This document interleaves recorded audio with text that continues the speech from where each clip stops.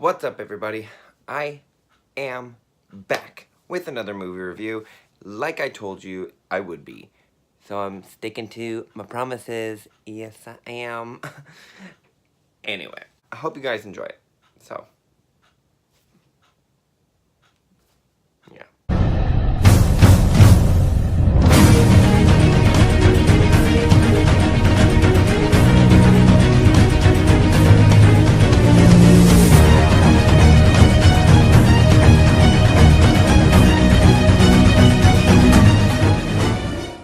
Be sure to subscribe to my channel because I will be putting out videos every single week.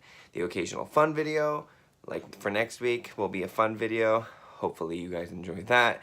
I had fun making it. I will also be putting out movie reviews every week for you. Hopefully. I know last week I was supposed to do a 50 Shades Freed review, but that didn't end up happening just with my busy schedule. So I'm back on track though with this one. It's time for the review for Black Panther. Get ready. So there's going to be certain things that I'm going to be talking about in this. This will be a spoiler-free review for the whole thing. I'll give the rating, and then after my rating I will get into a little bit of spoilers. So if you don't want to see that after the rating, just click off, but be sure to subscribe so that way you're here next week for my next video. I'm going to be talking about the acting, I'm going to be talking about the effects, the pacing, the plot, the score, the direction, the production, the setting, the scenes, all of that. I'm going to be talking about everything about this movie, so let's just jump right into it. To us and to each other, the Wakandans, I'm assuming that's what they're called, were portrayed to be very technologically advanced. They are sitting on a mountain, basically, of just vibranium. And just the technology that they have within their country is astounding. They are so far advanced than what anyone else in the world is. But to the rest of the world, the Wakandans seem to only be a third world country, and that they're very underdeveloped and they can't function, more or less, on their own, and they need a lot of aid and assistance from other countries. The acting I found was really, really good. Angela Bassett was in this. Forrest Whitaker was in this. Danai Gurira was in this. Lupita Nyong'o is in this. All of these people were just really, really great. Chadwick Boseman as Prince T'Challa, or Black Panther, and you had Michael B. Jordan. All well-rounded characters, all phenomenal performances, in my opinion. The way that they spoke with all the accents made it seem like these people lived in Wakanda for their entire lives. There was no disconnect from the character. There was no slipping of any accent that they were going for. Some were different than others, but I think it just came from what background they were coming from. But really, everyone pretty much had the exact same accent, and being able to recreate that for every single character, especially when they don't have that accent to begin with, is amazing in my mind. Chadwick Boseman had such a great performance as well with his character. He was able to create such a complex but yet interesting character to follow. We got a lot of his backstory, why he's doing what he's doing, and Michael B. Jordan's character was, even by the trailer, so it's not a spoiler, he is the villain, and he ended up being a more well-rounded, more complex villain I found in this cinematic universe than the previous villains, who have basically were just like there to just fuck up some shit and then they're defeated. Whereas this one, he actually had backstory, he had morals, kind of. So everything that he was doing, there was an actual purpose, and he wasn't just like a, here you go, here's a villain, beat him kind of thing. So I really enjoyed seeing that different take on the villains for once. However, that being said, Andy Serkis as the other villain in this movie was your typical throwaway villain. He was just there for comedic purposes, though I didn't really find him that funny. But he was there, he was just a throwaway villain. He just was meh. Now the conflict between Chadwick Boseman's T'Challa and Michael B. Jordan's Eric Killmonger was a very compelling story to watch. They were able to provide very good insight and were able to explore each character individually as well as together and show kind of where they were coming from and why they are basically just like going at it with each other. They provided a very good backstory for each character to show why their rivalry came to fruition. The story I found was told really beautifully, both with the direction that they went as well as all the visuals that they provided. Each conversation that the characters had remained true to their character, with whatever they were saying and how they said it. If they thought one thing, they stuck with it, that was their moral, and they followed through. Basic superhero kind of thing, like no one kills anybody. And of course, with every Marvel movie, you did have the humor that came along with it. Now, not all of it was funny. Some of it did seem forced, like with Andy Serkis' character, it seemed forced with him. But the appropriate things that were supposed to be funny and timed well really worked. The editing of the movie was very clean and it was very straightforward. The style of the film and the angles that were used really heightened and enhanced some of the scenes in this movie and definitely enhanced the storyline. And the visuals were very well done, but there were some I found to be more believable than others. Just some of the things that they were doing didn't seem like it would be an actual thing. Like, I know it's obviously like a superhero thing. There's actually no such thing as vibranium. But I just found that certain things, if you want to try and make it believable, make it believable. Don't put, like, weird transportation into it. So the plot of the movie, if you don't know, is following the events of Civil War.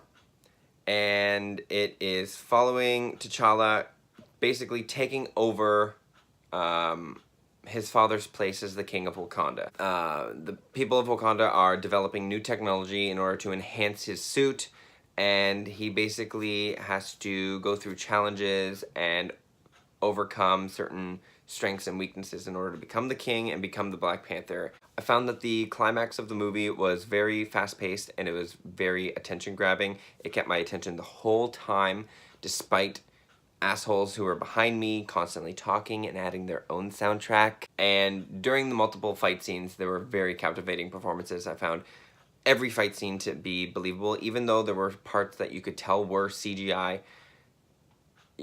They were still very believable, and it was so fast-moving that you basically didn't care or really notice that it was CGI. Now, the film itself did seem believable. It did provide great background to the characters. All of the settings and everything were just beautifully done. The film's goal was definitely to provide some entertainment, obviously, because this is not a real thing. But they told this story so well and showed basically how this new king of Wakanda was basically becoming one of the best superheroes known to man. And Marvel definitely went above and beyond with this movie. They definitely wanted to impress fans, and I'm pretty sure that they impressed so many people. And in the movie as well, there seemed to be quite a bit of symbolism with what seemed to be like reincarnation, so like Buddhism, because there's things that happen where there's like an ancestral plane, but then they also have to be buried, but then they come back after visiting the ancestral plane, and which is, if you don't know what an ancestral plane is, it's kind of in between life and death. So there's like the world, like the afterlife, and then there's the present life, and then there's the ancestral plane where there's kind of like emerging in between. So they showed that as well as normal life. And in normal life, you would get buried during a ritual to become this Black Panther, and you wake up in an ancestral life and basically have like a revelation and then are reborn as the Black Panther. So there's that reincarnation aspect of the film.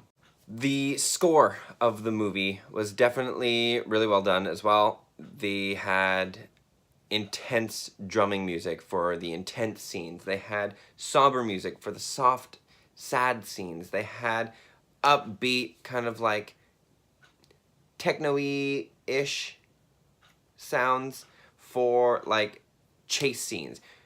Everything fit perfectly in each scene. I probably would have taken out the techno kind of music because everything else was very like African sounding, whereas this one was very like California rap style. So I was like, meh, but it still was pretty good. And there was actually even one point in the movie during a fight sequence where there was no music at all. It was just silence, and all you heard was just like the grunts and the punching and the kicking of the two characters who were fighting.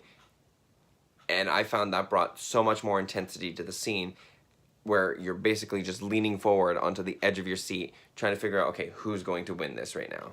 With the lighting of the movie, I found more of the dark lit scenes were for the more intense fight sequences, or more of the more serious tones, whereas the more fun tones, or if it was a huge battle with like more of the secondary-ish characters, they would have it in a brightly lit setting. The focus was to basically enhance suits in the darker lit areas, and in the light lit areas they would enhance it by showing all the different colors that were involved through all of the tribes that were in Wakanda. I found every camera movement was really well done. The flow, the just smooth transitions of everything was beautifully done.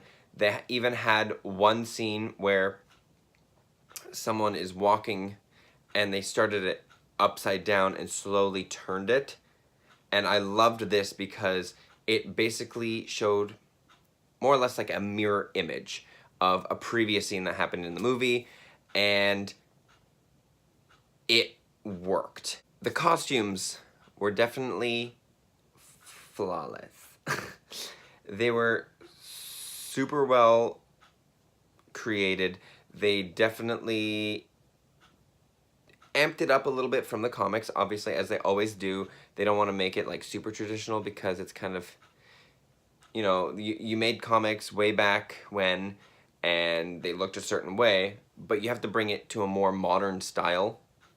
So obviously they have to up the ante and make it a little more modern looking, whereas before they were probably, for lack of a better word, more primitive or more basic. They were more basic. And there's one scene that I ended up laughing at as well, where one of the characters ended up kind of poking fun at her costume, and it was really well done, and it was, yeah, it was good. It was good. With all of that being said, I will give this movie an A-. It was really well done. Please go and see it. You will not regret seeing it. It is just amazing and phenomenal, and the performances were terrific. Now we're going to get into a little bit of spoilers. There's only two. One of them is more of a spoiler than the other, but that's okay. We are now entering the spoiler zone.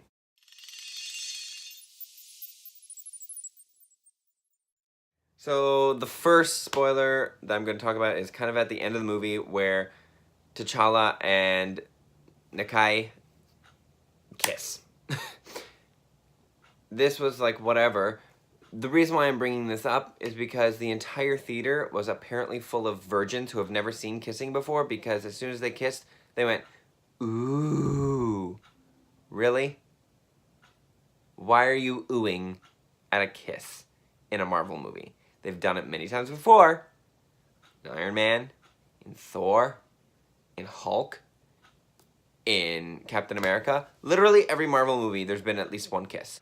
So, that's one. The other spoiler that I'm going to talk about is the very, very final scene. Not the mid-credit scene, the after the credit scene. It shows Bucky coming out of a hut. So he is unfrozen, and he's ready to join Infinity War. He's ready to go. But what pissed me off was some guy behind me, clearly not a Marvel fan, because retarded. All I hear as soon as Bucky comes out is, oh, is that Iron Fist? Bitch! Did you not see Civil War? Did you not see Iron Fist? One, two completely different characters. Two, one is on Netflix and will never correlate with the cinematic universe. And two, Bucky goddamn Barnes, the Winter goddamn Soldier. Educate yourself, bitches.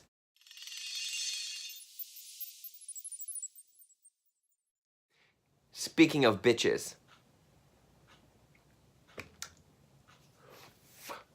the two bitches that were sitting behind me literally needed to die. The entire time, all they were doing was talking. And I'm not talking like, oh my god, did he see that? Oh my god, oh my god, oh my... No. Literally like, yeah. Literally said yes. I was mad. But someone would get hit, yes, yes. Like, they must have said, yeah. They said yes so much, I was totally expecting them to say slay or come through. And went on through the entire movie. Then you had, you know, some characters like saying a funny line and, oh my god, I love her. Or a sad moment. Oh, no. That loud. Literally that loud. The entire movie. One point, I literally turned around. I was like, okay, can you please stop talking? And I turned back immediately. Apparently later on, Jamie and Taylor, who I went with, they went to the bathroom and she was in there. And she was talking to her friend that she was with, complaining that I turned around and yelled at her. Well, bitch, I wouldn't have to turn around and yell at you if you fucking shut your face when people are watching a movie. No one wants to hear you speak. People want to hear the movie. Bitch. Anyways, I hope you guys enjoyed this movie review. Please go and watch Black Panther. Make sure you subscribe to my channel because I put videos out every single week. Make sure you subscribe to all of my social media, wherever it is. And, yeah, share the video, like the video, and I'll see you next week. Bye. My life is a party, my home is the club.